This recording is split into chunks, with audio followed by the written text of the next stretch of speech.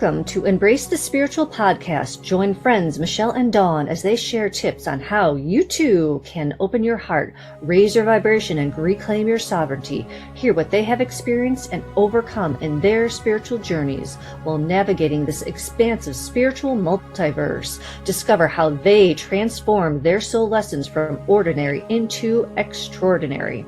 Follow, subscribe, and share Embrace the Spiritual on all podcast streaming services, YouTube, Instagram, and Facebook. Go to embracethespiritual.com for additional content and a list of upcoming episodes. To book an aura regression or raw Reiki session, contact Dawn on her website, alchemy-sacredsound.com, and Michelle on her website at energeticembrace.com. So in this episode, we are talking about cutting cords. Why are we talking about cutting cords? We are talking about cutting energy cords. And energy cords are really those invisible strings, if you will, that connect us to people anytime we have an interaction. So obviously when we have family, those cords might be bigger. We are in close proximity with them, dealing and interacting with them on a daily basis. But think about energy cords that get connected to people, even when you're out in public. Any interaction that you have with somebody, it's creating that energy connection to you. At a real basic level, you want to make sure when you come home at the end of the day, whether you've been at the office or maybe you went out to the mall or went to an appointment somewhere, clear yourself of all of these cords. So it's important to know what they are, because when you know what they are, then you know what you want to release. If you think that you want to keep a connection to your dentist going long after you leave the dentist office, probably not. A lot of people sadly don't have a very good experience when they go there, and their senses are all heightened and stressed. I know I clench my butt cheeks every time I go, but you want to release those kind of energy cords. So those are just the day-to-day ones. But energy cords, as we know, everything is energy in the universe. So we can attach energy cords to objects. A lot of things we have could be sentimental. That's an energy cord that is connected to that object. So whatever it meant to you, it's keeping that energy cord alive. Think about even people that are antique shoppers. You go out shopping for antiques and go to these little things. Well, they have energy cords to whoever owned them before. So when you bring them into your space, you want to make sure that you cut those cords and clear them out of your space as well. So one of the books and instructors that I've had the privilege of working with over the years is Denise Linn, Linn, and she's got a great book called Energy Strands. And we can throw a link up on our embracethespiritual.com website, so that might be a good reference if you are new to energy strands. I think she does a really good job of explaining what they are, how you can get attached. And the premise is really everything is constantly changing energy, and we're not separate from the world around us. So if you think of it in that concept, anything and everything we come in contact with, we could be creating a cord, and they could be positively influencing our life or negatively influencing our life. Very true. And I can assure you there's probably, unfortunately, a lot more negative currently than there is positive. But you can always change that by cutting those cords with that negative and only choosing to deal with the positive. I know for myself that I have done a major cord cutting with friends, with family, because I realized that instead of supporting me and holding a love in their hearts for myself and my family, that they were actually holding me back because I was growing and they didn't want me to become that better person. We were having conversations with people, and it was just like some friends just are stuck in that high school mentality of I'm better than this person, name calling, which honestly lowers your energy so much. And I just have no tolerance for that. We're adults. If you can't get past that or get past the relationships that you have chosen to be in, remember, there's always two people in a relationship. You can choose to take the higher road, forgive, cut those cords, and move on. Or you can keep living in that past, repeating the same cycle and wonder why do I keep running into this person? Mm. Because you have not cut those cords and you are still energetically sending out that link. And their energetic higher self is like, oh, I think they still want me in their life. I'm just going to show up wherever, I think they're going to be. So there's many decisions that you can do to cut those cords to anybody that is not helping you better yourself. Absolutely. I actually had a friend mention that to me the other day, that she wants to book a session because she feels like there's a cord between her and her fiance's ex. So even though she didn't have that direct relationship, she's got the relationship with her current partner who had the relationship. And she said, I feel like she's psychically attacking me. And that's what can happen. It's, any interaction that we have with the person, if you feel drained and the person walks away all happy-go-lucky, guess what? They have used that connection cord between you and drained you of your energy. So as soon as you feel that, it can be as simple as asking Archangel Michael. He's got a beautiful sword that he wields very strongly, and ask Archangel Michael to sever the cord. Make sure, really feel it in your heart that you are disconnecting that cord.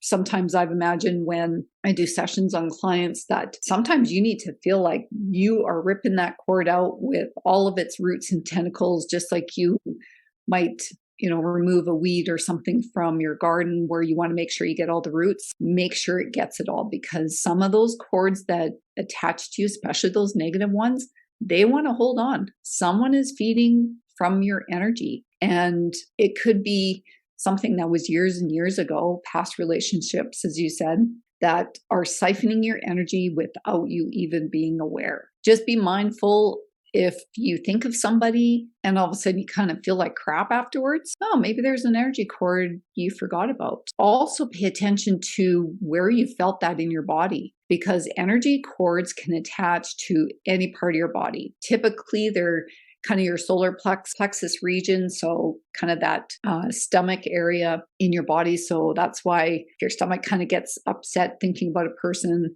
cord could be attached to that place. So just pay attention to how it makes you feel. Get rid of what does not serve you, because you're giving away your power, and we don't want that. Who wants to give away their power for somebody that we didn't want in our lives at all? And we think we've severed the relationship, but there's an invisible cord. So true. And I am guilty of storing it in my throat. So I've blocked my own throat because I've been in situations where I know I can't be truthful, and my whole family, my immediate family, we've been in situations where we're biting our tongues at family events, and we absolutely disagree with what is being talked about, with what is being said, or somebody is being, saying something and they're like, oh, but we're not going to talk about that. But it's like, you literally just said, we're not going to talk about that, but you keep bringing this subject up and you're really making me feel uncomfortable. And you're just doing it because, oh, well, they're family.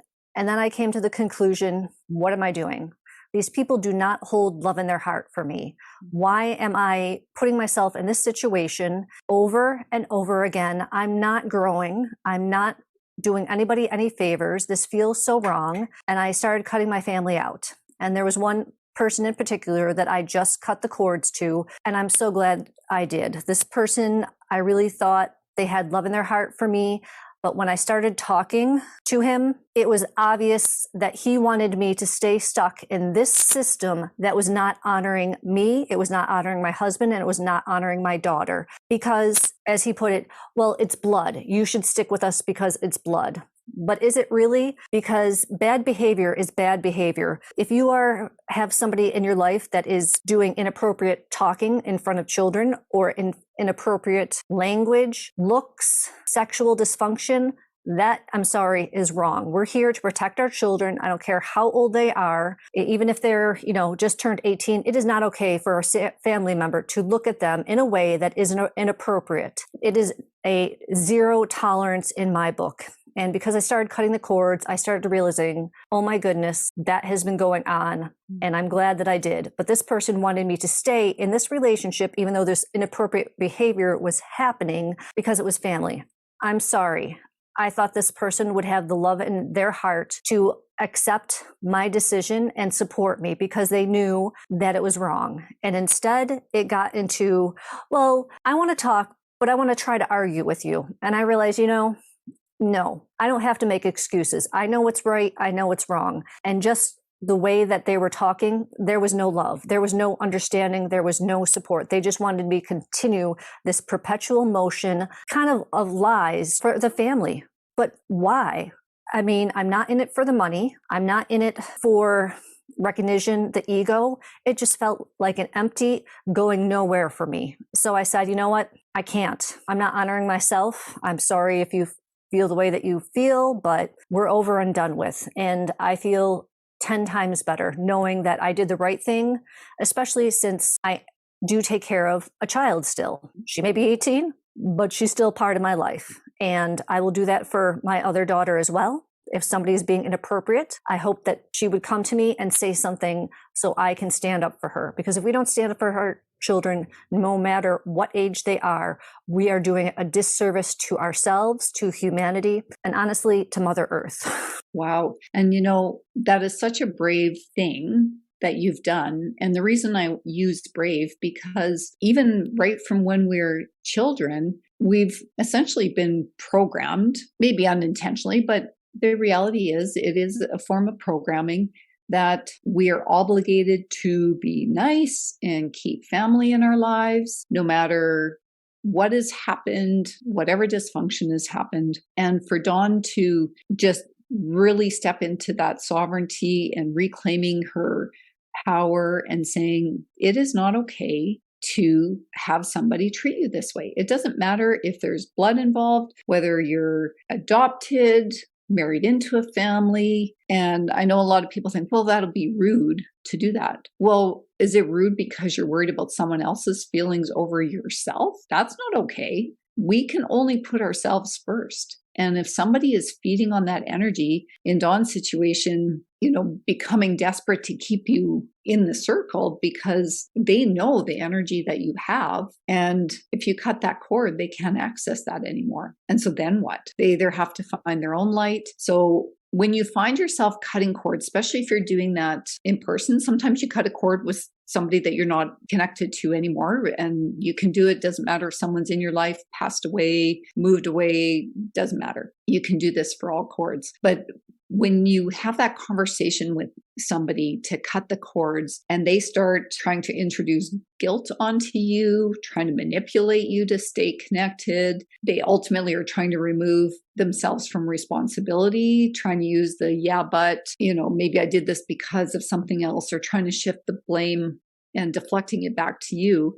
And really what Dawn did was she just held strong and just mirrored it all back to her. It's not going to stick here. It's water off a duck's back. It's boomerang back to you. And as soon as you see those flags in somebody else in their desperation to stay connected, to me, that tells me that I'm making the right decision cutting that cord. If they're that desperate to hang on, then it's not a very healthy connection, because he could have easily said, oh my gosh, I don't want to lose you. What can I do to make things better? But that wasn't the conversation. It was, well, what about these occasions? We got to get together and trying to plant those future opportunities to have the connection stay together. When you start doing what we're doing, you realize when people have love in their hearts. And there was an emptiness in our conversation. I was not feeling anything for this person. And this is a person whom I loved dearly. But what he was echoing back to me was emptiness. And I can give all the love that I have, but until he loves himself, there is never going to be enough coming from him for myself. And I tried to tell him anxiety.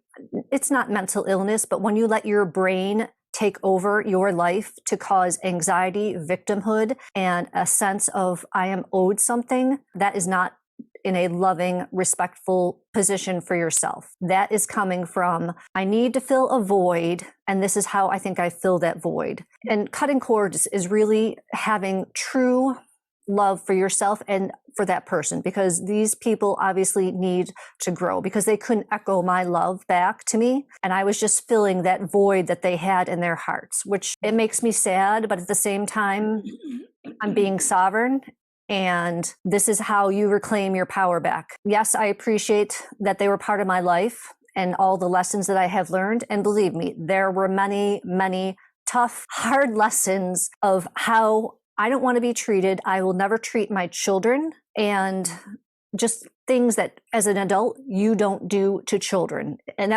this started at a very early age, all these things. And I guess I had blocked it out because as soon as I started cutting those cords, I started realizing, oh my goodness, you don't, as a child, if you are afraid of something, you don't feed that fear. That's what was happening. I was being told like, oh, this is happening because you're afraid of this. That's not how you raise a child at all. And if you think it is, you better rethink about how you are treating people. I don't care if the person is 1, 50, or 100, you give that person respect, love, compassion, and support. But if you can't even do that to a child, then you're not loving, compassionate, or even respectful to yourself. Yep. Oh, wow. It just made me think of the fact that love and fear create the strongest energy cords. Because when you truly love, you are creating, if you imagine this big fat rope that's nice and thick and strong, you're creating that connection with somebody. But fear can create just as big of a cord and be more difficult to disconnect from. When we think of these people who have wronged us, we talked about forgiveness in the last episode, and Dawn made a good point that we want to insert this cutting cords episode after forgiveness, because once you can start to forgive those people that have wronged us, you are lessening that cord and its impact on you. So once you can lessen that, it's going to be easier to disconnect that cord. Think about that when maybe you think of somebody and you feel ill will towards them. You're creating an energy cord, and that person isn't even part of the conversation. But by you even thinking it, remember, it doesn't have to be vocalized to create it. Our thoughts create energy as well. So when you think about somebody and go, I wish this happened to them, if there wasn't a cord there already, you certainly just created a cord, and it's going to strengthen its hold on you the more you think that ill will about somebody else. I think it ties into conscious languaging as well, right? You were just thinking that, I know. I was going to say, if you haven't listened to our conscious languaging episode, please do so, because they're so intermeshed. Conscious languaging, forgiveness, and cord cutting. We could have probably done an hour and a half and talked about all three, since this is exactly what we're doing. We're forgiving those because we forgave ourselves for the choices that we made. We're conscious languaging the conversations that we're having with these people so that we can grow and help ourselves, help humanity, and change the world that we're living in. Because we have that power. When you go out and you talk to people, you may think, oh, I'm just, talking to the person at the grocery store. You're not. You are consciously, energetically interacting with them, and you may forgive them for not having the right attitude towards you because they're having a rough day, but you can have the love and compassion in your heart because they probably don't have love and compassion in themselves to mirror back to you. Right. What popped in my head when you were talking about that specific situation is we also don't know what cords maybe that cashier has in their life. So when we have that interaction, even it could be a great exchange or it could be a crappy one, but the sheer fact of what they could be connected to, you may inadvertently be directing some of that energy, because guess what? My cord's attached to that person who's attached to whatever's happening in their life. So cut those cords, and you're not being rude. You're not being disrespectful. You are actually being respectful to yourself because you're not allowing that energy to stay in your space. I do not consent. I do not want that cord to influence me, change my timeline, take me off track of what I am here to do. And it includes sexual partners. If you had a relationship with somebody who had a relationship before that was toxic, by you being intimate with that person, you have taken on the energy of that third party person as well. So really be mindful of that when maybe you're getting into a new relationship. Maybe you both make sure you do a little bit of a cord cutting exercise for both of you so that you are starting out fresh in a relationship together. I've heard that, and I'm not sure energetically how it's true, because I feel like it all depends on the person. That, if you have relations with somebody, it can stick with you karmically for 2 years. So whatever their karma was, you take on. I'm sure that some people are really good at cutting those cords and transmute it quicker. But if that is not the type of person that you've gotten involved with, and you have to ask yourself, what happened in their last relationship that caused it to fail? Luckily, I didn't date that many people, so yay for me. I was really picky. And also my intuition, not realizing it at the time, was really like, you don't want to do this. I mean, I was even downright, not that I was being mean, but if there was a guy I did not want to dance with, I would not dance with you, because my intuition said, no. You're connecting that cord and you don't want to go there, because then, this person is like, oh, I'm so head over heels in love with you. And you're just like, I feel absolutely nothing for you. And I just see you on that friend side. So you can pre-cut those cords by not doing certain interactions, because your intuition says, yeah, this is just not for you. So take note when you feel those intuition pushes, yourself is trying to tell you something, because sometimes you're not meant to make those connections. You don't have to make a connection. We're not obligated in this life to interact with people or do things that we don't want to do. I'm just giving an example, because when you're younger, people go to dances. Guys are always like, yeah, I want, let's go dance. And you're just like, yeah, I don't feel about like the same way at all. I'll pass. Thank you very much. That's right. I want to add something to strands with strangers, like those interactions we talked about in the grocery store. But I want to specifically address traveling. Dawn and I both recently got back from a trip. I happened to fly home. She drove home. But all of those people that we come into contact with can leave an energy strand. It might be, a flimsy little strand. That's okay. It's still a strand that's connected. So when you're traveling, it might be a good idea when you get to your destination, go have a shower and imagine in the shower, as the water is washing over you, that it's disconnecting all of the cords that do not serve you from your travels. And same thing when you get home, have a quick shower, disconnect and release all of those cords. It could be as simple as, someone grabs your arm to get your attention. They've just hooked into you, into your energy field. Well, who wants that? I don't want that. When you're traveling, you're more tired. So that means your energy vibration is lower. Hopefully you're doing your shielding. And if you aren't, go back listening to our shielding, grounding and boundaries episode. Shield before you leave, shield when you get to your destination, when you get home. Because when you are tired, jet lagged in those crowded airports, frustrations running high for a lot of people, that energy is actually strong. As we said, fear, anger, those are very strong emotions. And as a result, the energy is kind of funky. And unless you've got a really strong energy in a crowd, these things can attach to you. So you just never know, even if it's nonverbal communication with somebody, if it's online. So up to now, we've kind of talked about cords with people that we're interacting with. But what about those posts that we comment on of somebody else's, and then someone responds to our post, and then you're having this online dialogue, could be positive or negative,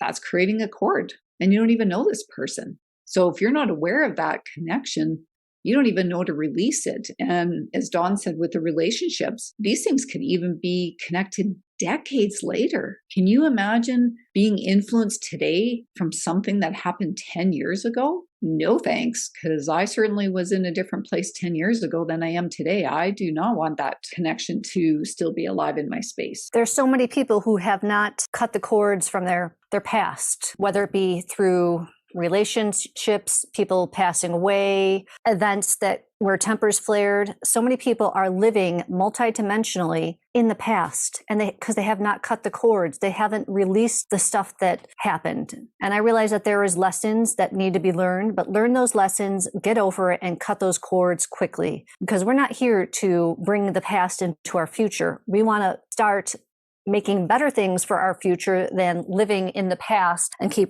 recreating what has happened over and over again. Yeah, we've talked about Groundhog Day before. And you don't want to inadvertently create a groundhog day that lasts for the majority of your life that you have on this earth.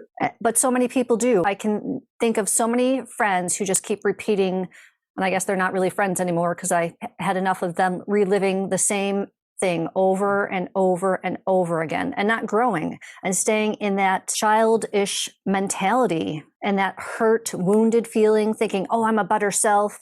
But really their ego was trying to make them seem like a better person because they hadn't cut the cords, learned, and moved on from that experience. They just kept reliving it and reliving it. So really take a look at your life. What are you repeating that is not serving you for your highest good right now? What cords to people, places, things, or even timelines do you have that keep reoccurring, and the lessons that you're learned? There was a moment where something happened to one of my daughters and something came up and we both talked about it and we said, is this because you didn't tell me when you were little that this happened, and is it coming up? And she had the exact same thing. Did she cut those cords? Did little her, now that she's a teenager, cut those cords? And we talked about it and I said, let's just cut those cords so it doesn't happen again. And she has asked me to cut cords for her for situations where she didn't feel honored, she felt attacked because she didn't want to have a relationship romantically with someone.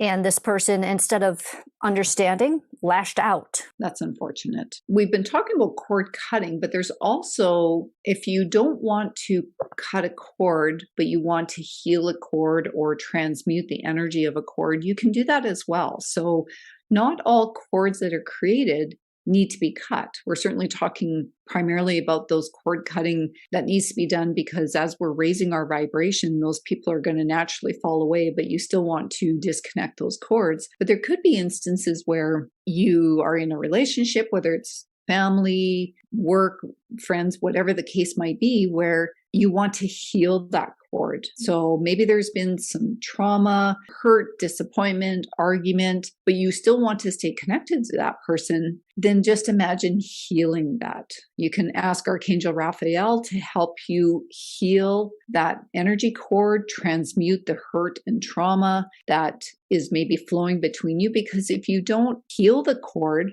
guess what? That hurt and trauma is going to keep boomeranging back and forth. And that's part of the forgiveness. You're forgiving, and maybe you've done that step already. That's fabulous. We want to make sure to heal the cord as well. So I just want to throw that in, that we have scenarios of that happening. And it kind of leads into one of the cords that we hadn't talked about yet is cords with our pets. Pets are energy. When we have a pet come into our life, then we're creating that energy cord with our pet. Most of the times it's great, loving.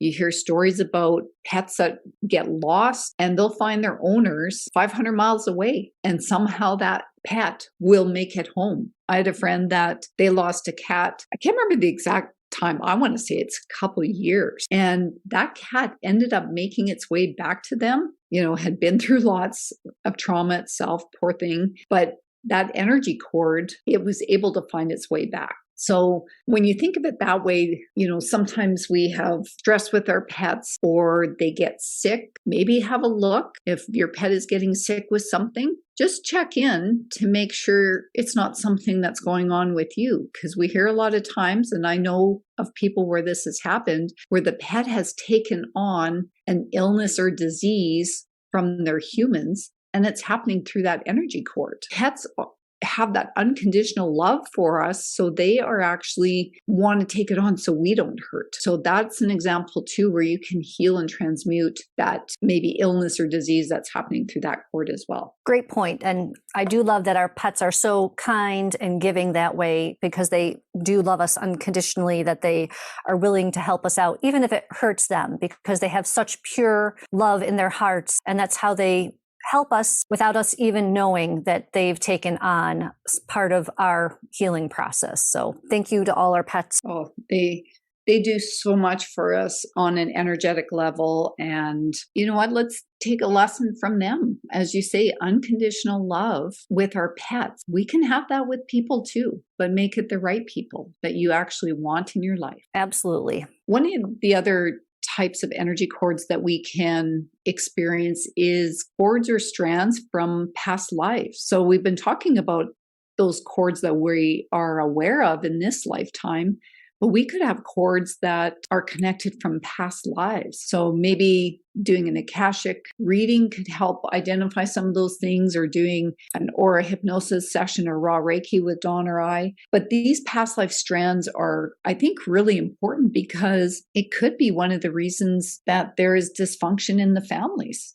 that the family isn't even aware of, that they're repeating past life patterns and they're not even aware of that. Dawn, Right. when you were talking about your family, I mean, I think it would be worth maybe adding a little bit of that experience so that people can understand how to recognize those situations in their own. Like, how do you know at what point it feels like it makes sense to disconnect your family? I guess there was a lot of flags, legal and unlegal flags. I was asked to keep a lot of secrets about laws being broken. Just an easy example, somebody died within the family and another family member had the social security number of this person and was opening up credit cards. That was a flag I should have cut off. That was probably over 10 years ago. And then there was just abuse to animals. I should have cut the cord then, because I am such a big animal lover, but I thought this person is related to me. I'll forgive them for what they did. They're just living in that service to self moment. And, karma does boomerang back, because this person did end up making that choice. Well, when you don't take care of the bodies, you get a fly infestation. And their house was filled with flies from when the animals died. Aw. Underneath. And there was just so many examples of tempers when there should have been tempers, having conversations that quickly escalated to arguments, feelings being hurt. Of course, there was alcohol involved, but I don't believe that is an even excuse. You should be able to disagree without tempers being, without feeling like you're being attacked because you disagree with somebody. Just them a lot of holding on to cords of stuff that happened between kids and then saying, well, that's why I acted that way. And it's like, that didn't even have to do with me. It had to do with a child situation that I was unaware of. So how can I even do anything about it now when these children have grown up? It was just accumulation of little things. And that victim mentality of, I'm trying to do this, I'm trying to do that, but I don't have enough time to really, work on myself. And it's just excuses. Like, what else do we have to do to make our lives better? Or, oh, this person's old, we should forgive them because they're old. And I think that's like one of the dumbest things to ask for. Because if you're older, shouldn't this be the time that you want to clear all the wrongdoings that you have committed in your life and all the things that the hurt you've caused, the selfish decisions that you made, the asking forgiveness of yourself and then asking forgiveness from others for your decisions to make? That was a big thing that came up in that conversation with that other person was, well, these people are older, we should just forgive them because they're old. And it's like, oh, so if that forgiveness.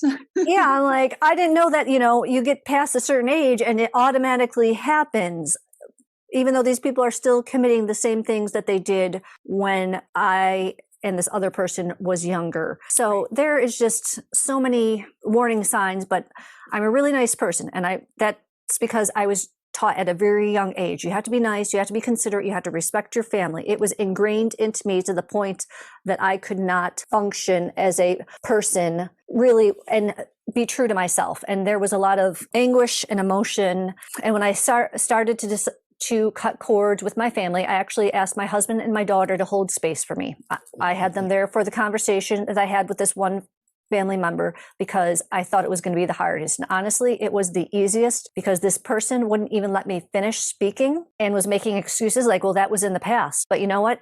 The past always repeats itself. So this thing that you didn't heal from is going to come up again. So I asked them to hold space for me. And they were there for the whole entire conversation, and they heard because they were also involved what transpired, which I'm glad that they did hold space, and it was easier than I thought. And I am very grateful that they did that because we all need to be on the same page at the end of the day, because this person did not have any love in their heart. And it got to the point where I didn't want to go to birthdays. I didn't want to go to family gatherings. Last year, my daughter said, I don't want them to come to our house and have Thanksgiving. And I was just like, well, today's Thanksgiving. What are we going to do? And I should have just said, you know what? This is not going to work for me and cut it off then. But because I was ingrained with that stuff, I thought, well, this is what I have to do. I know so many people are like, well, they're family. We have to do this. Family means so much. But it doesn't, because if they treat you improperly, they put you down, they insult you, they act like you're below them. That is not true love. That shows you that they don't have love in their hearts for themselves, and they can never love you. And that love that you have for them, they're just going to suck you dry.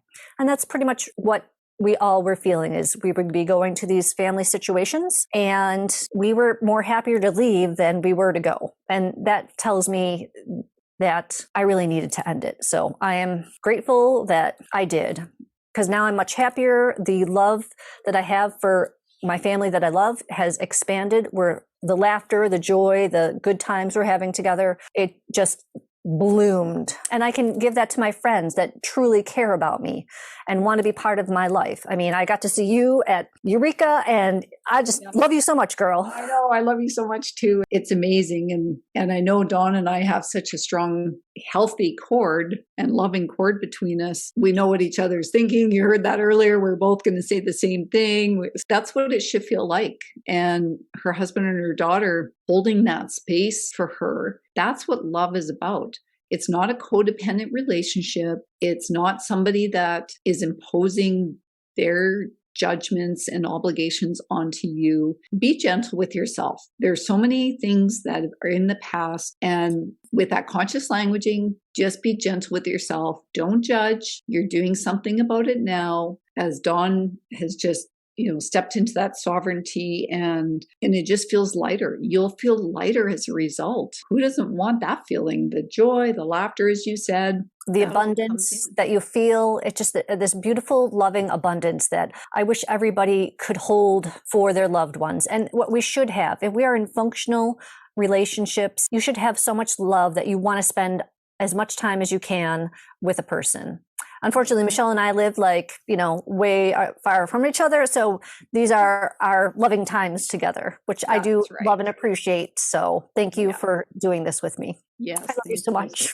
Yes, love you too. The last type of energy strand that I want to leave you guys with is talking about the collective. When we watch news stories, when we maybe follow celebrities, we follow some spiritual teacher, and we've talked about this before, to make sure you're always in your heart when you are following somebody, but entering into contracts, all of those things create energy strands and cords, and make sure that they are filling you up.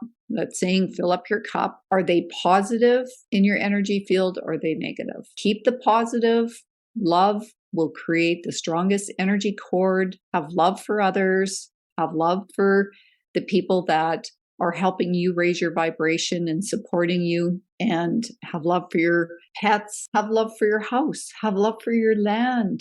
Be grateful, and those cords will remain healthy. I think with all that is happening, that's the tough part as a collective, that we are, you and I are holding space for this huge energy, and people just get so enwrapped in what's happening on TV. I don't own a TV, so I go to places where people are watching, and I'm just amazed at how they get sucked in, and we don't know the whole story. Just because there's one point of view, I've learned there's 144 different points of views happening at one time. And I hold in my heart that the one that they're presenting isn't truth on the TV, because it's easy to lie. They don't have to tell us the truth. No. At all. And most people, when you watch these events on TV, whether it's something political or some upsetting event in the world, when you are getting so wrapped up in the story, you are creating a core to those events. And especially if it's something that's causing you angst, well, guess what? You start getting headaches, your stomach gets upset. You have a choice. If you're going to watch that stuff, be an observer. There's nothing you can control in that situation. You can only control your reaction to the situation and your level of involvement emotionally about how you're attaching to it. So you are in charge of your reactions, your emotions, and choose those positive things that you want in your life. And the most powerful statement that you can say, if you see something that you don't like, I do not consent. I know a lot of people get wrapped up, oh, this is going to happen, and they start worrying. Worrying is such a waste of energy because you're literally saying, I'm so afraid of this happening that you're going to create it. Where if we came from a different space and we said, I don't consent to this, this is not going to happen. I can think of situations where people are like, oh, I'm afraid of this. And I'm like, well, I don't think it's going to happen because it just doesn't feel in this time in reality that it's even possible.